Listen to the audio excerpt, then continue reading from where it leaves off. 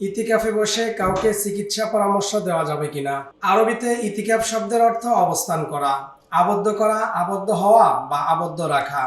সাংসারিক প্রয়োজন, দুনিয়াবি মোহমায়া ব্যস্ততা থেকে নিজেকে বিচ্ছিন্ন করে আল্লাহর নৈকট্য লাভের আশায় ধ্যান করাকে ইতিকাফ বলে।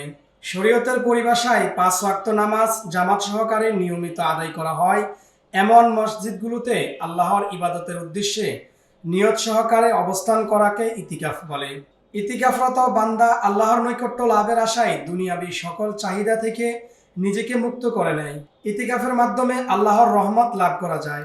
নবীজি সাল্লাল্লাহু আলাইহি ওয়াসাল্লাম ইতিকাফ করেছেন, সাহাবীরাও ইতিকাফ করেছেন। হযরত আয়েশা রাদিয়াল্লাহু তাআলা আনহা বলেন, ইন্তিকাল পর্যন্ত রাসূল সাল্লাল্লাহু আলাইহি ওয়াসাল্লাম রমজানের শেষ দশকে ইতিকাফ করেছেন এবং তার স্ত্রীরাও ইতিকাফ করেছেন। নবীজি সাল্লাল্লাহু আলাইহি ওয়াসাল্লাম বলেছেন, আমি কদরের রাতের সন্ধানে প্রথম 10 দিন ইতিকাফ করলাম, এরপর ইতিকাফ করলাম মধ্যবর্তী 10 দিন, এরপর ওহির মাধ্যমে আমাকে জানানো হলো যে তা শেষ 10 দিনে।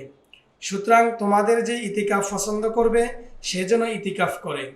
এরপর মানুষ তার সঙ্গে ইতিকাফে শরিক হয়। কোনো চিকিৎসক ইতিকাফে বসলে তার উচিত পুরো সময় ইবাদত।